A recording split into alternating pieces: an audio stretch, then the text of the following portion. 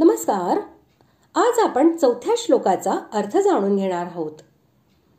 पूर्वीच्या श्लोकात भगवंतांनी ज्या विज्ञानासहित ज्ञानाचा उपदेश करण्याची प्रतिज्ञा केली होती आणि ज्याचे महात्म्य वर्णन केले होते त्याचा आता आरंभ करीत प्रथमतः पहिल्या 2 श्लोकांमध्ये भगवंत हे प्रभावासहित आपल्या अव्यक्त स्वरूपाचे वर्णन करीत आहेत. श्लोक 4. मया ततमिदं सर्वै जगदव्यक्तमूर्तिना मत्स्थाने सर्वभूतानि न चाहन्तेष्वस्थितः.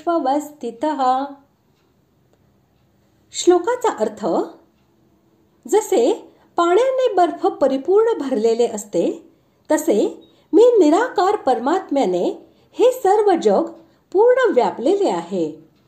तसेच सर्व भूते माझ्यामध्ये संकल्पाच्या आधारावर राहिलेली आहेत, पण वास्तविक मी त्यांच्यामध्ये राहिलेलो नाही.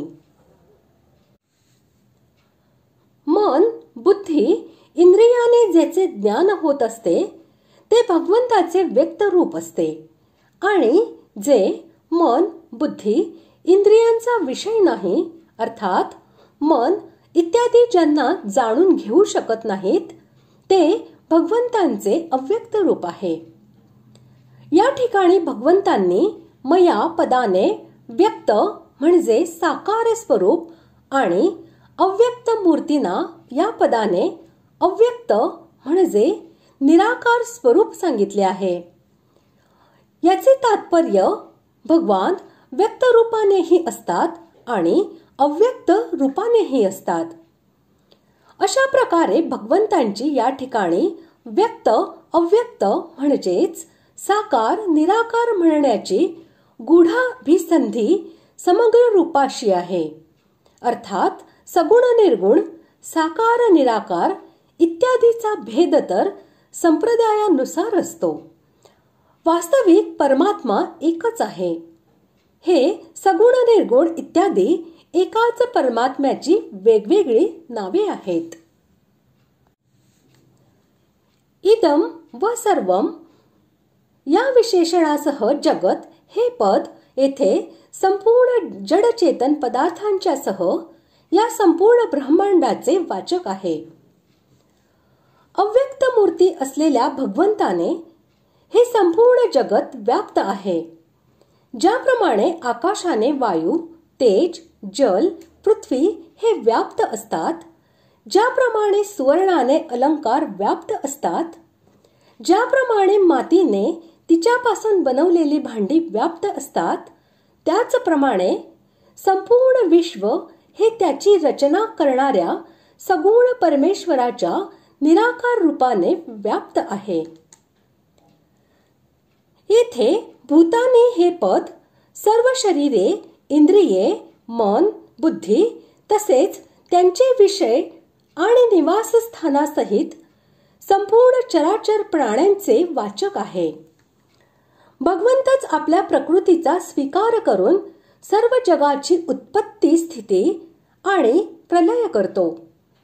त्यानेच हे सर्व जग आपल्या एखाद्या अंशामध्ये धारण करून ठेवले आहे आणि एकमात्र तोच सर्वांची गती, भरता, निवासस्थान, आश्रय, प्रभव, प्रलय, स्थान व निधान होय. अशा प्रकारे सर्वांची स्थिती भगवंतांच्या अधीन आहे. म्हणून सर्व भूते भगवंतामध्ये स्थित आहेत असे सांगितले आहे. जर हे सर्व जग भगवंताने परिपूर्ण आहे तर मग मी त्या सर्व भूतांमध्ये स्थित नाही असे म्हणण्याचे तात्पर्य असे आहे की आकाश ढगामध्ये व्याप्त असूनही लिप्त होत नाही. त्याप्रमाणे सर्व जगातील अणुमध्ये व्याप्त असूनही भगवंत त्यापासून सर्वथा अतीत आणि संबंधरहित म्हणजे अलिप्त आहेत. ज्याप्रमाणे ढगांचा नाश झाल्यावर आकाश जसेच्या तसे राहते, तसे सर्व जगाचा नाश झाल्यावरही भगवंत जसाच्या तसा राहतो. जगताचा नाश झाल्याने भगवंताचा नाश होत नाही. तसेच जिथे या जगताचा गंधही नाही तेथेही भगवंत आपल्या महिम्याने स्थित आहेत.